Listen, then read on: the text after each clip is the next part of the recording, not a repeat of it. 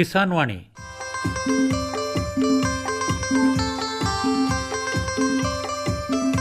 ಈ ಕಾರ್ಯಕ್ರಮದ ಪ್ರಾಯೋಜಕರು ಕೃಷಿ ಮತ್ತು ರೈತ ಕಲ್ಯಾಣ ಮಂತ್ರಾಲಯ, ಭಾರತ ಸರ್ಕಾರ. ಕೋಟಿ ವಿದ್ಯೆಗಳಲ್ಲಿ ಕೃಷಿ ವಿದ್ಯೆಯೇ ಮೇಲು, ಕೋಟಿ ವಿದ್ಯೆಗಳಲ್ಲಿ ಕೃಷಿ ವಿದ್ಯೆಯೇ ಮೇಲು, ಕೋಟಿ ವಿದ್ಯೆಗಳಲ್ಲಿ ಕೃಷಿ ವಿದ್ಯೆಯೇ ಮೇಲು, ಕೋಟಿ ವಿದ್ಯೆಗಳಲ್ಲಿ ಕೃಷಿ ವಿದ್ಯೆಯೇ ಮೇಲು. ಕೃಷಿತೋ ನಾಸ್ತಿ ದುರ್ಭಿಕ್ಷ, ಕೃಷಿತೋ ನಾಸ್ತಿ ದುರ್ಭಿಕ್ಷ, ಕೃಷಿತೋ ನಾಸ್ತಿ ದುರ್ಭಿಕ್ಷ, ಕೃಷಿತೋ ನಾಸ್ತಿ ದುರ್ಭಿಕ್ಷ.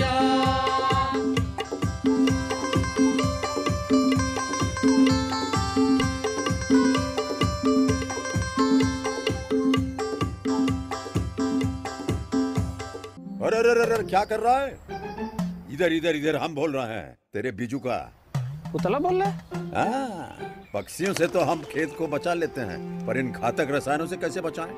मतलब? देख बेटा, तू जो ये अंधाधुंध रसायन मिलाता है ना, मिट्टी की सेहत बिगड़ने लगी है। और जब माटी ही कमजोर पड़ जाएगी तो उपज कैसे सेहतमंद होगी? हाँ? अरे पहले ऐसा नहीं था, पूछना अपने बड़े बुजुर्गों से, कैसे फसल लहलहाती थी, शुद्धता झलकती थी।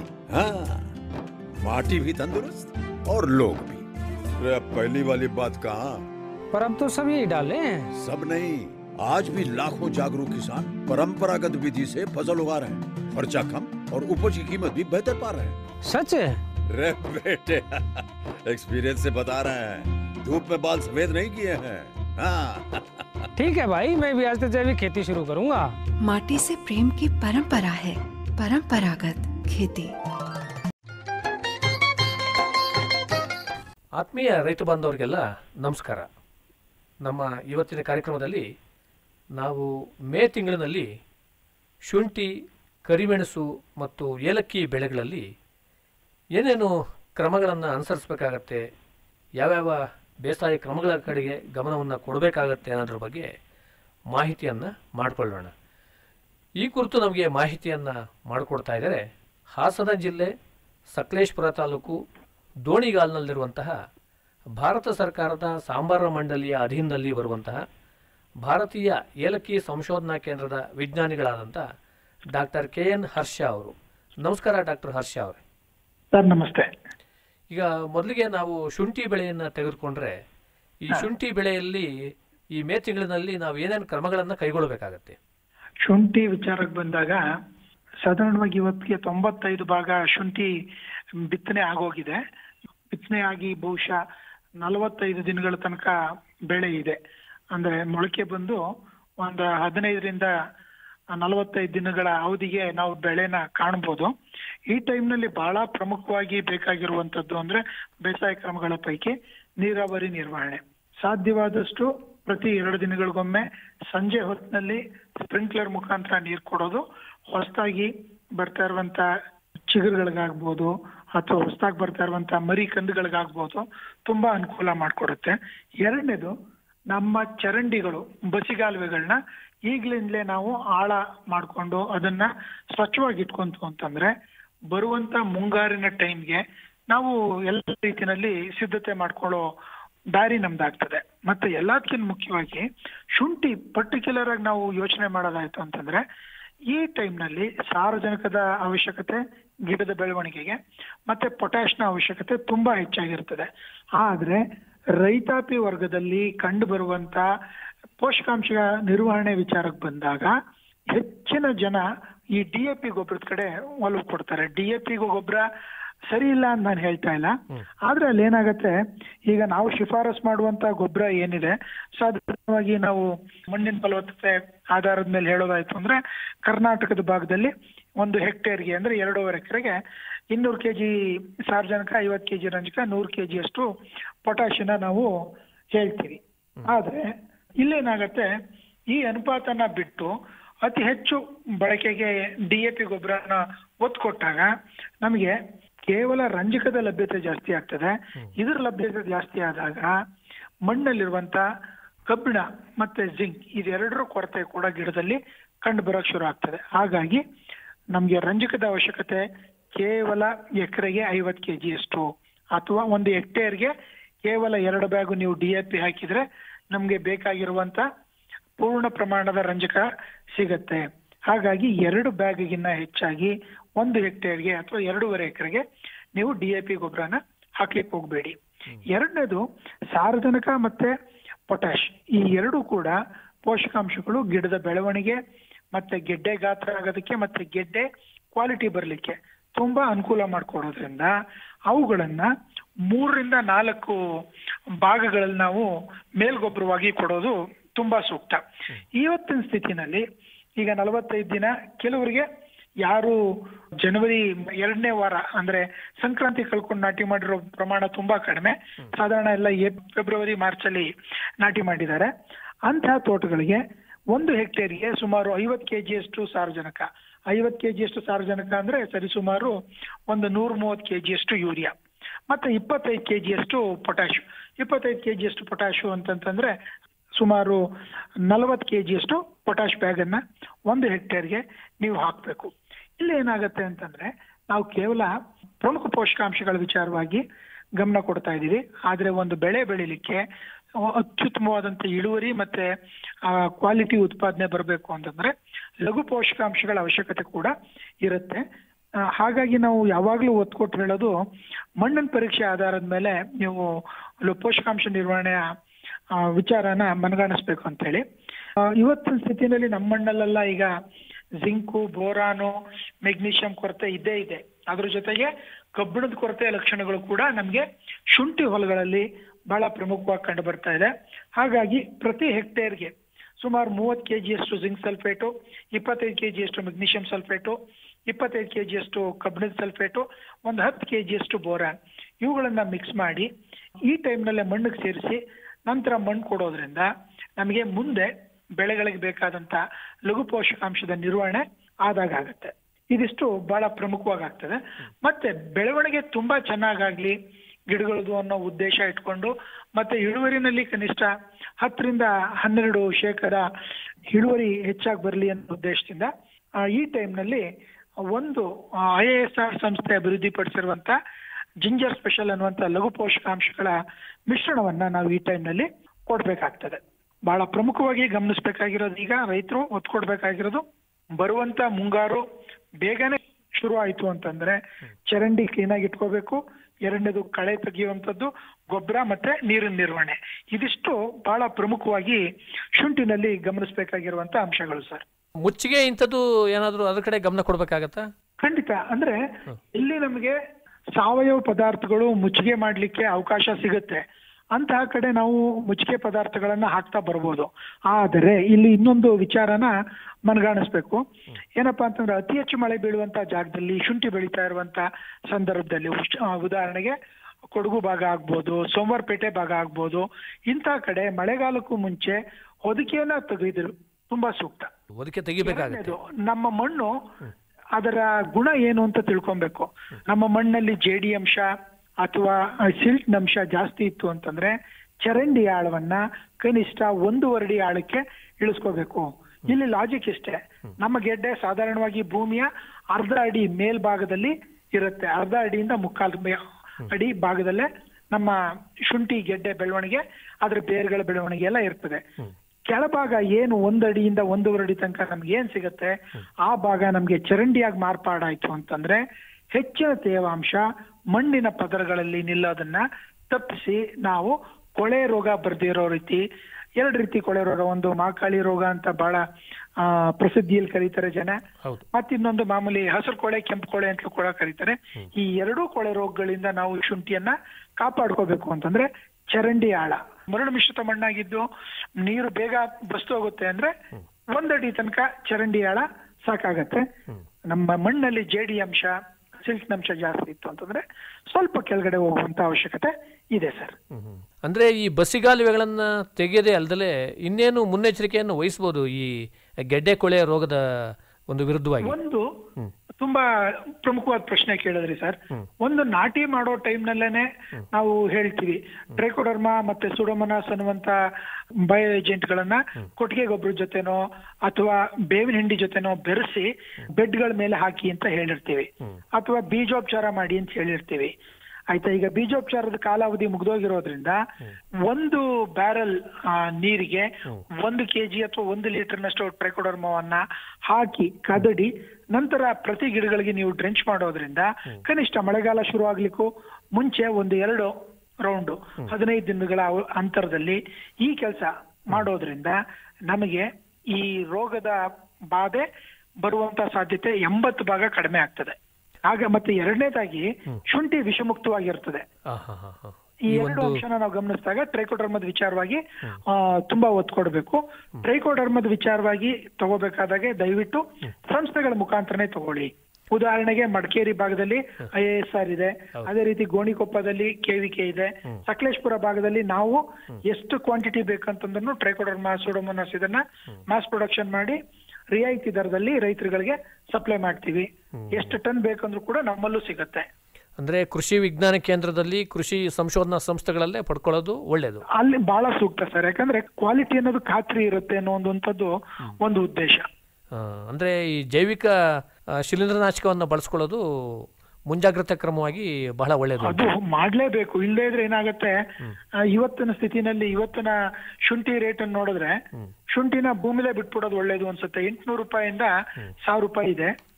ಸೊ ನಾವು ಕೀಳ್ಸೋ ರೇಟ್ ಕೂಡ ನಮಗ್ ಸಿಗೋದಿಲ್ಲ.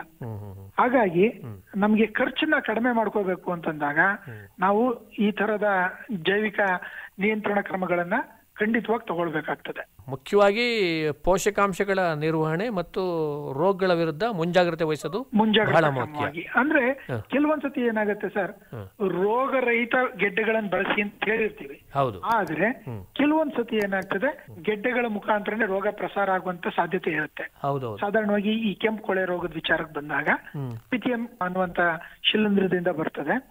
ಅದರ ಲಕ್ಷಣಗಳು ಬರೋ ಹಾಗಿದ್ರೆ ಈಗ್ಲೇನೆ ಕಂಡು ಬರ್ಲಿಕ್ಕೆ ಶುರು ಆಗ್ತದೆ ನಿಧಾನವಾಗಿ. ಏನಂತಂದ್ರೆ ಎಲ್ಲಿ ಹೊಸದಾಗಿ ಕಂದುಗಳು ಬರ್ತಾ ಇರುತ್ತೆ, ಕಂದುಗಳ ಬುಡದಲ್ಲಿ ನೀರಿನ ಮಚ್ಚೆಗಳು ಕಾಣ್ತದೆ, ನಾವು ವಾಟರ್ ಸೋಕಡ್ ಲೀಷನ್ಸ್ ಅಂತ ಹೇಳ್ತೀವಿ.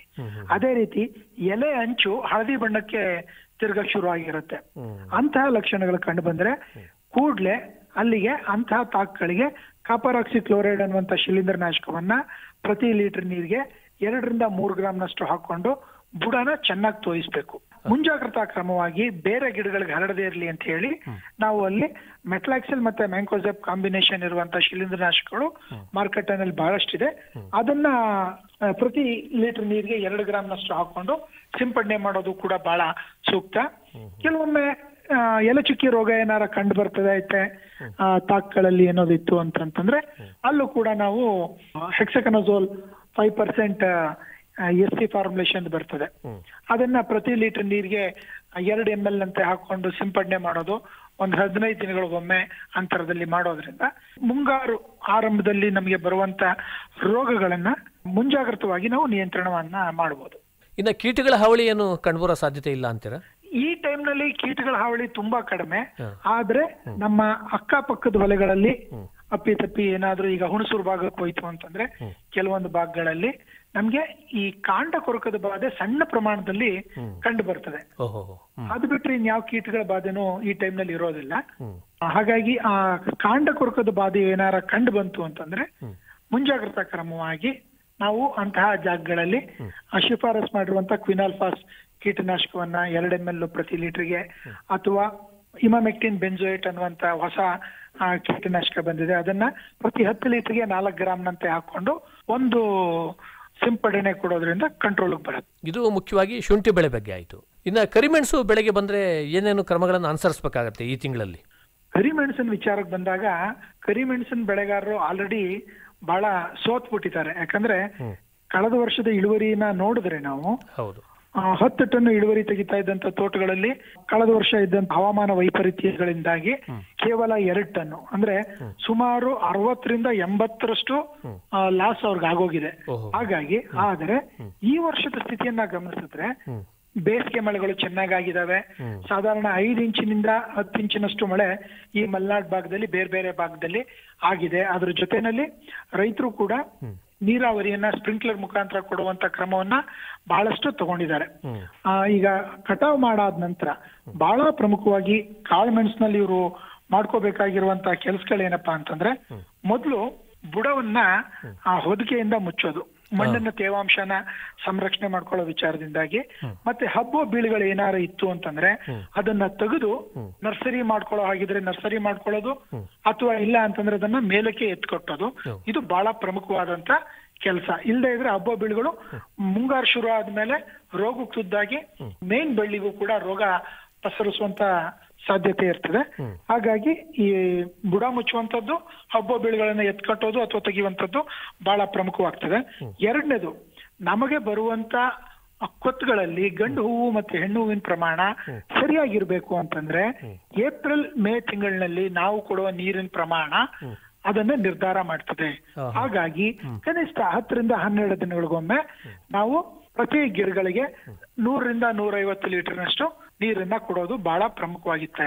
ಸ್ಪ್ರಿಂಕ್ಲರ್ ನಲ್ಲಿ ಕೊಡುವಂತ ಸಾಧ್ಯತೆ ಇದ್ರೆ ಸ್ಪ್ರಿಂಕ್ಲರ್ ನಲ್ಲಿ ಕೊಡ್ಲಿ, ಹೋಸ್ ಪೈಪ್ ನಲ್ಲಿ ಕೊಡುವಂತದ್ದಿತ್ತು ಅಂತಂದ್ರೆ ಹೋಸ್ ಪೈಪ್ ನಲ್ಲಿ ಕೊಡುವಂತದ್ದು ಬಹಳ ಪ್ರಮುಖ. ಅಂದ್ರೆ ನೀರು ಚೆನ್ನಾಗಿ ಕೊಟ್ರೆ ಗಂಡು ಮತ್ತು ಹೆಣ್ಣು ಹೂಗಳ ಸಮತೋಲನ ಇರುತ್ತೆ ಅಂತನಾ? ಹೌದು, ಸಮತೋಲನವಾಗಿರುತ್ತೆ. ಮತ್ತೆ ಅವುಗಳು ಹೊರಬರುವಂತ ಕ್ರಮ ಇರುತ್ತಲ್ಲ, 3 ರಿಂದ 4 ಕ್ರಮಗಳಲ್ಲೇ ಅಥವಾ ಸೈಕಲ್ಗಳಲ್ಲೇ ಮುಗಿದೋಗುತ್ತೆ. ಇಲ್ಲದೆ ಇದ್ರೆ ತಡವಾಗಿ ಸೆಪ್ಟೆಂಬರ್ ತನಕ, ಅಕ್ಟೋಬರ್ ತನಕ ಹೊಸ ಗರಿಗಳು ಬರ್ತಾನೆ ಇರ್ತದೆ. ಆ ಟೈಮ್ನಲ್ಲಿ ಆಗಸ್ಟ್ ನಂತರ ಬಂದವಲ್ಲೇ ದಾಟ್ಕಾಳಾಗುವಂಥದ್ದು ಅಥವಾ ಕೊತ್ತುಗಳು ಉದುರುವಂಥದ್ದು ಇವೆಲ್ಲ ಸಾಧಾರಣವಾಗಿ ಕಂಡು ಬರ್ತದೆ, ಗರಿಗಳು ಉದುರುವಂಥದ್ದು. ಹಾಗಾಗಿ ಆ ವೈಪರೀತ್ಯಗಳನ್ನ ಮೀರ್ಬೇಕು ಅಂತಂದ್ರೆ ನಾವು ಈ ಏಪ್ರಿಲ್ ಮೇ ತಿಂಗಳಲ್ಲಿ ಕೊಡುವಂತ ನೀರು ಇಂಥದ ಎಲ್ಲ ಫಿಸಿಯಲಾಜಿಕಲ್ ಡಿಸಾರ್ಡರ್ ಗಳಿಗೆ ಉತ್ತರವಾಗಿ ಕೆಲಸ ಮಾಡ್ತದೆ. ಮತ್ತೆ ನೆರಳಿನ ನಿರ್ವಹಣೆ ಬಹಳ ಪ್ರಮುಖವಾಗಿ. ಅತಿ ಹೆಚ್ಚು ನೆರಳಿರುವಂತಹ ತೋಟಗಳಲ್ಲಿ, ಅರೇಬಿಕಾ ತೋಟಗಳಲ್ಲಿ ಸ್ವಲ್ಪ ಓಪನ್ ಮಾಡಿಸೋದ್ರಿಂದ ಹೊಸ ಗರಿಗಳು ಬರ್ಲಿಕ್ಕೆ, ಹೊಸ ಚಿಗುರು ಬರ್ಲಿಕ್ಕೆ ಅನುಕೂಲ ಆಗ್ತದೆ. ಮತ್ತೆ ಕೊಟ್ಟಿಗೆ ಗೊಬ್ಬರ ಕೊಡೋಕ್ಕೂ ಮುಂಚೆ ಕೊಟ್ಟಿಗೆ ಗೊಬ್ಬರ ಜೊತೆಗೆ ಟ್ರೈಕೋಡರ್ಮಾ, ಸೂಡೋಮೋನಾಸ್, ಅದ್ರ ಜೊತೆಗೆ ಇತ್ತೀಚೆಗೆ ನೆಮಟೋಡ್ ಸಮಸ್ಯೆ ಜಾಸ್ತಿ ಆಗ್ತಾ ಇರೋದ್ರಿಂದ ಪ್ಯಾಸಿಲೋಮೈಸಿಸ್, ಪಚೋನಿಯಾ ಇವುಗಳನ್ನ ಮಿಶ್ರಣ ಮಾಡಿ ಕೊಟ್ಟಿಗೆ ಗೊಬ್ಬರ ಅದ್ರ ಜೊತೆಗೆ ಬೇವಿನ ಹಿಂಡಿಯನ್ನ ಕೊಟ್ಟು ಆ ಬುಡವನ್ನ ಸ್ವಲ್ಪ ಎತ್ತರಿಸೋದು. ತೊಟ್ಲು ಗುಂಡಿಲಿರುವಂತ ಮಣ್ಣನ್ನು ಅಥವಾ ಗೊಬ್ಬರವನ್ನು ತೆಗೆದು ಹಾಕೋದ್ರಿಂದ ಆ ಬುಡ ಕೂಡ ಎತ್ತರ ಆಗೋದ್ರಿಂದ ನಮಗೆ ಹೊಸ ಬೇರುಗಳ ಬೆಳವಣಿಗೆ ಮತ್ತೆ ಗಿಡದ ಚೈತನ್ಯ ಎರಡಕ್ಕೂ ಕೂಡ ಅನುಕೂಲ ಆಗ್ತದೆ.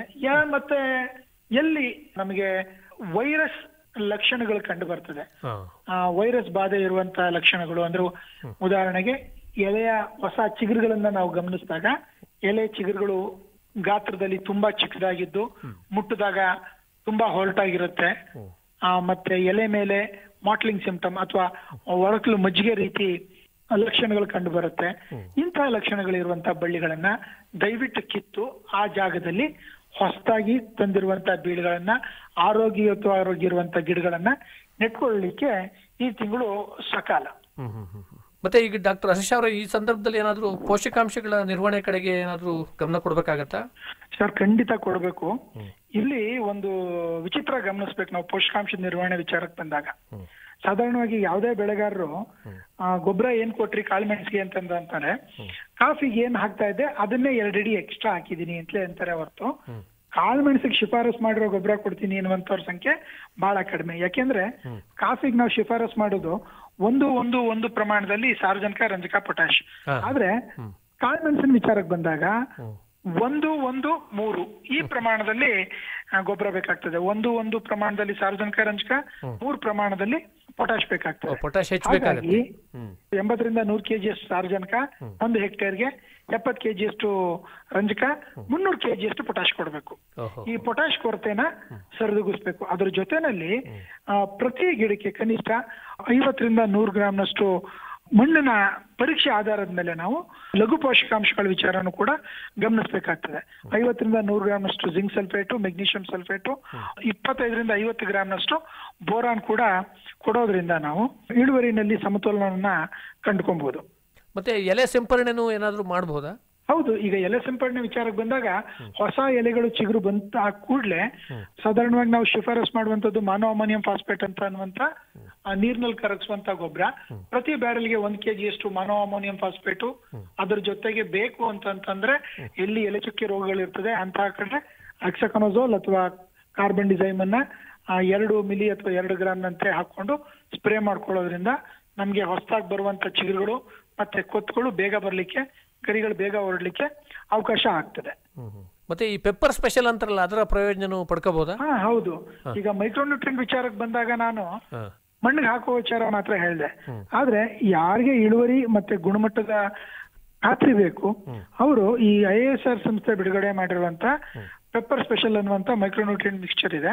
ಅದನ್ನ ಪ್ರತಿ ಲೀಟರ್ಗೆ 5 ಗ್ರಾಮ್ ಅಂತೆ ಅಥವಾ ಒಂದು ಬ್ಯಾರಲ್ಗೆ 1 kg ಅಷ್ಟು ಹಾಕೊಂಡು ನಾವು ಸಿಂಪಡಣೆ ಮಾಡಬೇಕು. ಒಂದು ಸಿಂಪಡಣೆ ಹೊಸ ಚಿಗುರು ಬರಬೇಕಾದ್ರೆ, ಎರಡನೇ ಸಿಂಪಡಣೆ ಕೊತ್ತುಗಳು ಅಥವಾ ಗರಿಗಳು ಚೆನ್ನಾಗಿ ಬಂದಿರುವಂತ ಸಮಯದಲ್ಲಿ, ಮೂರನೇ ಸಿಂಪಡಣೆ ಕಾಳು ಕಟ್ಟಬೇಕಾದ್ರೆ, ಅಂದ್ರೆ ಸರಿಸುಮಾರು ಏಪ್ರಿಲ್ ಮೇ ತಿಂಗಳಲ್ಲಿ ಒಂದು ಸಿಂಪಡಣೆ, ಆಗಸ್ಟ್ ಸೆಪ್ಟೆಂಬರ್ನ ಒಂದು ಸಿಂಪಡಣೆ, ಮತ್ತೆ ಅಕ್ಟೋಬರ್ನಲ್ಲಿ ಒಂದು ಸಿಂಪಡಣೆ ಬೇಕಾಗ್ತದೆ. ಮತ್ತೆ ಈ ಬುಡಕೊಳೆ ರೋಗದ ವಿರುದ್ಧನೂ ಮುಂಜಾಗ್ರತೆ ವಹಿಸಬೇಕಾಗತ್ತಾ? ಹೌದು. ಅಂದ್ರೆ ಬುಡಕೊಳೆಯ ರೋಗದ ವಿಚಾರಕ್ಕೆ ಬಂದಾಗ ಈಗ ರೋಗಗ್ರಸ್ತ ಗಿಡಗಳನ್ನ ಕಿತ್ತು ತೆಗೆಯೋದು ಬಹಳ ಮುಖ್ಯ. ಈ ಟೈಮ್ನಲ್ಲಿ ನಮ್ಗೆ ಅಂತ ಲಕ್ಷಣಗಳು ಕಂಡು ಬರೋದಿಲ್ಲ. ಆದ್ರೆ ನೆಲದ ಮೇಲೆ ಹಬ್ತಾ ಇರುವಂತಹ ಹಬ್ಬ ಬೀಳುಗಳನ್ನ ನಾವ್ ಎತ್ಕೊಟ್ಟೋದ್ರಿಂದ, ಬುಡದ ಎತ್ತರವನ್ನ ಸರಿಯಾಗಿ ನೋಡ್ಕೊಳ್ಳೋದ್ರಿಂದ, ಚರಂಡಿ ನಿರ್ವಹಣೆಯಿಂದಾಗಿ ಈ ಬುಡ ಕೊಳೆಯ ರೋಗದ ಬಾಧೆಯನ್ನ ನಾವು ಕಡಿಮೆ ಮಾಡ್ಕೊಬಹುದು. ಆದ್ರೆ ಇದ್ರ ಜೊತೆಗೆ ನಾವು ಇನ್ನೊಂದು ಮುಂಜಾಗ್ರತಾ ಕ್ರಮ ಏನಪ್ಪಾ ಅಂತಂದ್ರೆ, ಕೊಡ್ಬೇಕಾದಾಗ ಏನ್ ಕೊಟ್ಟಿಗೆ ಗೊಬ್ಬರ ಅಥವಾ ಬೇವಿನ ಹಿಂಡಿ ಕೊಡಿ ಅಂತ ಹೇಳ್ತೀವಿ ನಾವು, ಈ ಜಂತುಳ ಸಾಯಿಸೋದಿಕ್ಕೋ ಅಥವಾ ಮೀಲಿ ಬಗ್ಗನ್ನ ಕಡಿಮೆ ಮಾಡ್ಕೊಳ್ಳಿಕ್ಕೋ, ಅದ್ರ ಜೊತೆನಲ್ಲಿ ನಾವು ಬ್ಯಾಸಿಲೋಮೈಸಿಸ್, ಪಚೋನಿಯಾ, ಟ್ರೈಕೋಡರ್ಮಾ, ಸೂಡೋಮೋನಾಸ್ ಈ ತರ ಜೈವಿಕ ನಿಯಂತ್ರಕಗಳನ್ನ ಸೇರಿಸಿ ಕೊಡೋದ್ರಿಂದ ನಮಗೆ ರೋಗದ ಉಲ್ಬಣತೆ ಅಥವಾ ಬರುವಂತ ಸಾಧ್ಯತೆನ ಕಡಿಮೆ ಮಾಡ್ಕೊಬಹುದು. ಇನ್ನ ನಾವು ಮುಖ್ಯವಾಗಿ ಏಲಕ್ಕಿ ಬೆಳೆಗೆ ಬಂದ್ರೆ, ಈ ಸಂದರ್ಭದಲ್ಲಿ ಏಲಕ್ಕಿ ಬೆಳೆನಲ್ಲಿ ಏನೇನು ಕ್ರಮ ಅನುಸರಿಸಬಹುದು? ಸರ್, ಏಲಕ್ಕಿ ವಿಚಾರಕ್ಕೆ ಬಂದಾಗ ಬೇಸಿಗೆನಲ್ಲಿ ಈಗ ಚೆನ್ನಾಗಿ ನೀರು ಕೊಟ್ಟಿರುವಂತಹ ತೋಟಗಳಲ್ಲಿ ಹೊಸದಾಗಿ ಗರಿಗಳು ಹೊರಟಿದಾವೆ, ಕೊತ್ತುಗಳು ಹೊರಟಿದಾವೆ, ಪ್ಯಾನಿಕಲ್ಸ್ ಏನ್ ಇನಿಷಿಯೇಷನ್ ಆಗಿದೆ ಅದರ ಪ್ರಮಾಣ ನೋಡ್ಕೊಂಡು ಮೊದಲನೇ ಕಂತನ ಗೊಬ್ಬರ ಕೊಟ್ಕೊಳ್ಳುವಂತದ್ದು ಬಹಳ ಅವಶ್ಯಕತೆ ಇದೆ. ಗಿಡದ ಬುಡದಿಂದ 1 ಅಡಿ ದೂರಕ್ಕೆ ನಾವು ಬ್ಯಾಂಡಿಂಗ್ ಮಾಡಿ ಗೊಬ್ಬರ ಕೊಡಬೇಕು, ಶಿಫಾರಸ್ ಮಾಡಿರುವಂತ ಗೊಬ್ಬರ. ಅಂದ್ರೆ ಮಣ್ಣಿನ ಪರೀಕ್ಷೆ ಆಧಾರದ ಮೇಲೆ ನಾವು ಹೋಗೋದಾಯ್ತು ಅಂತಂದ್ರೆ, ಸಾಧಾರಣವಾಗಿ ನಮ್ಮ ಏಲಕ್ಕಿ ಬೆಳೆಯುವ ಪ್ರದೇಶನ ಗಮನದಲ್ಲಿಟ್ಕೊಂಡು ಸುಮಾರು 200 kg ಅಷ್ಟು ಸಾರಜನಕ, 175 kg ಅಷ್ಟು ರಂಜಕ, 300 kg ಅಷ್ಟು ಪೊಟ್ಯಾಷನ್ನ ನಾವು ಏಲಕ್ಕಿ ಗಿಡಗಳಿಗೆ 3 ಕಂತಿನಲ್ಲಿ ಕೊಡ್ಬೇಕಾಗ್ತದೆ.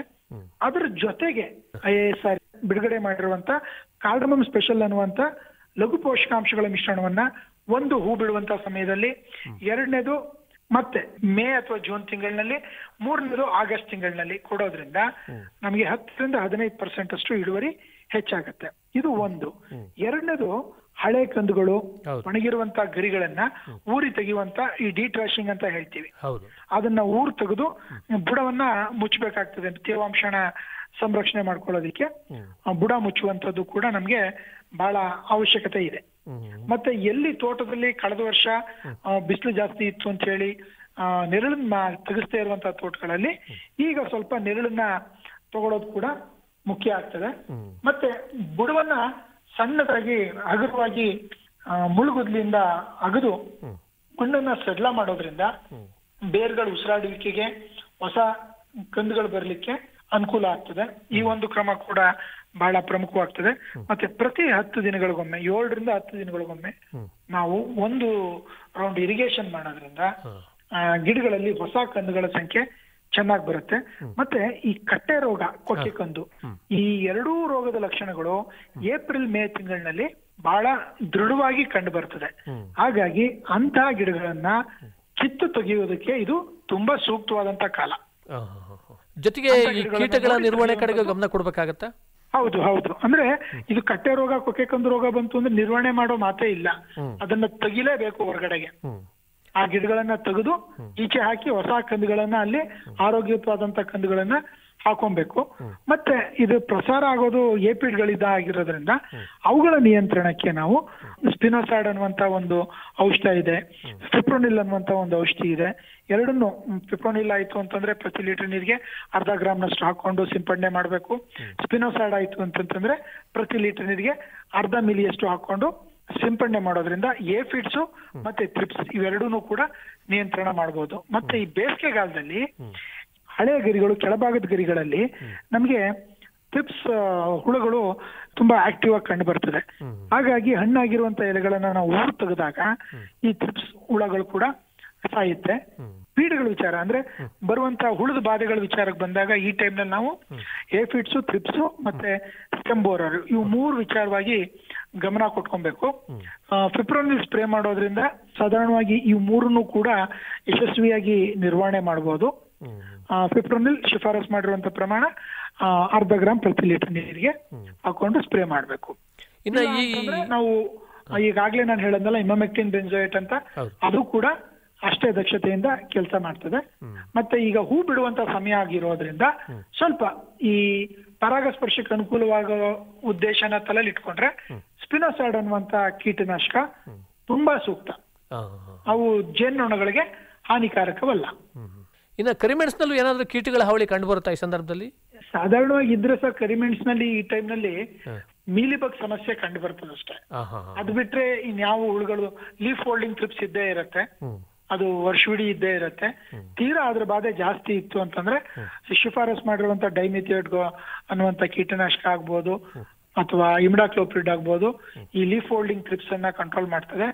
ಮತ್ತೆ ಮೀಲಿಬಗ್ ಅನ್ನ ಹತೋಟಿಲಿ ಇಡಬೇಕು ಅಂತಂದ್ರೆ ಕ್ಲೋರೋಪೈರಿಪಾಸ್ ಕೀಟನಾಶಕವನ್ನ ಪ್ರತಿ ಲೀಟರ್ ನೀರಿಗೆ 2 ಮಿಲಿಯಷ್ಟು ಹಾಕೊಂಡು ಒಂದು ಬ್ಯಾರಲ್ಗೆ ಸುಮಾರು ಒಂದು 400 ರಿಂದ 500 ಮಿಲಿ ಕ್ಲೋರೋಪೈರಿಪಾಸ್ ಜೊತೆಗೆ 1 ಮುಷ್ಟಿಯಷ್ಟು ಅಥವಾ ಒಂದು 100 ಗ್ರಾಮ್ನಷ್ಟು ಸೋಪಿನ ಪೌಡರ್ ಹಾಕೊಂಡು ನಾವು ಡ್ರೆಂಚ್ ಮಾಡೋದ್ರಿಂದ ನಮ್ಗೆ ಮೀಲಿಬಗ್ನ ಸಮಸ್ಯೆನ ಹತೋಟಿಲಿ ಇಡಬಹುದು. ಕ್ಲೋರೋಪೈರಿಪಾಸ್ ನಲ್ಲಿ ಇತ್ತೀಚೆಗೆ ಅಂತ ಪರಿಣಾಮಕಾರಿ ರಿಸಲ್ಟ್ ಗಳು ಇಲ್ಲ ಅಂತ ಹೇಳಿ ಇಮಿಡಾಕ್ಲೋಪ್ರಿಡ್ ಔಷಧಿಯನ್ನ ನಾವು ಶಿಫಾರಸ್ ಮಾಡ್ತಾ ಇದ್ದೀವಿ. ಪ್ರತಿ ಬ್ಯಾರಲ್ಗೆ ಸುಮಾರು 100 ಮಿಲಿಯಷ್ಟು ಇಮಿಡಾಕ್ಲೋಪ್ರಿಡ್ ಅನ್ನ ಹಾಕೊಂಡು ಸೋಪಿನ ಪುಡಿಯನ್ನ ಬೆರೆಸಿ ಡ್ರೆಂಚ್ ಮಾಡೋದ್ರಿಂದ ನಮ್ಗೆ ಮೀಲಿಬಗ್ನ ಸಮಸ್ಯೆ ಕಡಿಮೆ ಆಗ್ತದೆ. ಮತ್ತೆ ಇತ್ತೀಚೆಗೆ ನಾವು ವಾಟ್ಸಪ್ ಗಳಲ್ಲಿ ಬರ್ತಾ ಇರುವಂತ ಕೆಲವೊಂದು ಡೌಟ್ ಗಳನ್ನ ಗಮನಿಸಿದ್ರೆ, ಬೇಸಿಗೆನಲ್ಲಿ ಈ ಪನ್ನೀರ್ ತಳಿಗಳಲ್ಲಿ ಏನಾಗತ್ತೆ, ವ್ಯಾಕ್ಸ್ ಸೆಕ್ರೇಷನ್ ಆಗಿ ಎಲೆ ಮೇಲೆ ಬಿಳಿಗೆ ಕಾಣುತ್ತೆ, ಉಳಿದು ಮೊಟ್ಟೆ ರೀತಿ. ಬಹಳಷ್ಟು ಜನ ಅದನ್ನ ಟ್ರಿಪ್ಸ್ ಅಂತ ಹೇಳ್ತಾರೆ, ಉಳಿದು ಮೊಟ್ಟೆ ಅಂತ ಹೇಳ್ತಾರೆ. ಆಮೇಲೆ ಎರಡನೇದು ಆ ವ್ಯಾಕ್ಸ್ ಒಣಗಿದ ನಂತರ ಕಪ್ಪಾಗಿ ಚುಕ್ಕಿ ತರ ಉಳಿದು ಬಿಡುತ್ತೆ. ಮಳೆ ಬಂದಾಗ ದುರ್ಪಾಡಿಗೆ ಅದು ಕೊಚ್ಚಿ ಹೋಗುತ್ತೆ. ಹಾಗಾಗಿ ಅದ್ರ ಬಗ್ಗೆ ಅಂತ ಆತಂಕ ಬೇಡ. ಆತ್ಮೀಯ ರೈತ ಬಾಂಧವರೇ, ತಮಗೆ ಈ ಶುಂಠಿ, ಕರಿಮೆಣಸು ಮತ್ತು ಏಲಕ್ಕಿ ಬೆಳೆನಲ್ಲಿ ಏನೇನು ಕ್ರಮಗಳನ್ನು ಅನುಸರಿಸಬೇಕಾಗತ್ತೆ ಅನ್ನೋದ್ರ ಬಗ್ಗೆ ಇನ್ನೂ ಹೆಚ್ಚಿನ ಮಾಹಿತಿ ಬೇಕಾಯಿತು ಅಂದರೆ ಡಾಕ್ಟರ್ KN ಹರ್ಷ ಅವರನ್ನು ಮೊಬೈಲ್ ದೂರವಾಣಿ ಸಂಖ್ಯೆಯಲ್ಲೂ ಕೂಡ ಸಂಪರ್ಸ್ಬೋದು. ದೂರವಾಣಿ ಸಂಖ್ಯೆ ಹೀಗಿದೆ: 9611850834. ದೂರವಾಣಿ ಸಂಖ್ಯೆಯನ್ನು ಮತ್ತೊಮ್ಮೆ ಕೇಳಿ: 9611850834. ತುಂಬ ಸಂತೋಷ ಡಾಕ್ಟರ್ ಹರ್ಷ ಅವರೇ, ತಾವು ಇದುವರೆಗೂ ನಮ್ಮ ರೈತ ಬಾಂಧವರಿಗೆ ಮತ್ತು ರೈತ ಮಹಿಳೆಯರಿಗೆ ಈ ಮೇ ತಿಂಗಳಿನಲ್ಲಿ ಶುಂಠಿ, ಕರಿಮೆಣಸು ಮತ್ತು ಏಲಕ್ಕಿ ಬೆಳೆನಲ್ಲಿ ಏನೇನು ಕ್ರಮಗಳನ್ನು ಅನುಸರಿಸಬೇಕಾಗತ್ತೆ ಅನ್ನೋದ್ರ ಬಗ್ಗೆ ಸಾಕಷ್ಟು ವಿವರವಾಗಿ ಮಾಹಿತಿ ಮಾಡಿಕೊಟ್ಟಿದ್ದಾರೆ. ನಿಮಗೆ ತುಂಬ ಧನ್ಯವಾದಗಳು. ನಮಸ್ಕಾರ. ಸಂಸ್ಥೆ ಪರವಾಗಿ ಆಕಾಶವಾಣಿಗೆ ಮತ್ತೆ ಕೇಳುಗರಿಗೂ ಕೂಡ ಧನ್ಯವಾದಗಳು ಸರ್. ಇವರನ್ನು ಸಂದರ್ಶಿಸಿದವರು PM ಜಗದೀಶ್. ಪ್ರಧಾನಮಂತ್ರಿ ಕಿಸಾನ್ ಮಾನ್ಧನ್ ಯೋಜನೆ ಸಿಗುವುದು ಪೆನ್ಷನ್ನ ಆಸರೆಯು, ಆಗದು ನಿರಾಸರೆ ಇನ್ನು, ಸಿಗುವುದು ಸಂತಸದ ಕ್ಷಣವು, ಕಳೆಯುವುದು ಸುಖದಿಂದ ವೃದ್ಧಾಪ್ಯ ರಕ್ಷಿತ ಆಗುವ ಅನ್ನದಾತ ಸುರಕ್ಷಿತ ಆಗುವ ಅನ್ನದಾತ.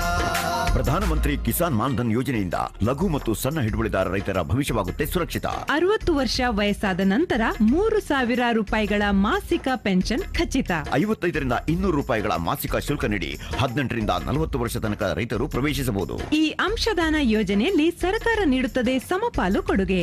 ಎಲ್ಲ ರೈತ ಬಾಂಧವರು ಈ ಸೇವೆಯ ಪ್ರಯೋಜನಕ್ಕಾಗಿ ಜನಸೇವಾ ಕೇಂದ್ರಕ್ಕೆ ಹೋಗಿ ಉಚಿತವಾಗಿ ತಮ್ಮ ಹೆಸರನ್ನು ನೋಂದಾಯಿಸಿಕೊಳ್ಳಿ. ಪ್ರಧಾನಮಂತ್ರಿ ಕಿಸಾನ್ ಮಾನ್ಧನ್ ಯೋಜನೆ ಅನ್ನದಾತರ ಪರಿಶ್ರಮಕ್ಕಾಗಿ ಈಗ, ಪೆನ್ಷನ್ನಿಂದ ಅವರ ಮನೆ ಸುರಕ್ಷಿತ. ಕೃಷಿ ಮತ್ತು ರೈತ ಕಲ್ಯಾಣ ಖಾತೆ ಭಾರತ ಸರ್ಕಾರದ ವತಿಯಿಂದ ಜನಹಿತಕ್ಕಾಗಿ ಜಾರಿ. ಇದುವರೆಗೆ ಕಿಸಾನ್ ವಾಣಿ ಕೇಳಿದಿರಿ.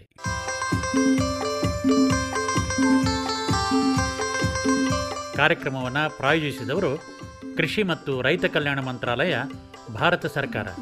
ಕೋಟಿ ವಿದ್ಯೆಗಳಲ್ಲಿ ಕೃಷಿ ವಿದ್ಯೆಯೇ ಮೇಲು, ಕೋಟಿ ವಿದ್ಯೆಗಳಲ್ಲಿ ಕೃಷಿ ವಿದ್ಯೆಯೇ ಮೇಲು, ಕೋಟಿ ವಿದ್ಯೆಗಳಲ್ಲಿ ಕೃಷಿ ವಿದ್ಯೆಯೇ ಮೇಲು, ಕೋಟಿ ವಿದ್ಯೆಗಳಲ್ಲಿ ಕೃಷಿ ವಿದ್ಯೆಯೇ ಮೇಲು. ಕೃಷಿತೋ ನಾಸ್ತಿ ದುರ್ಭಿಕ್ಷ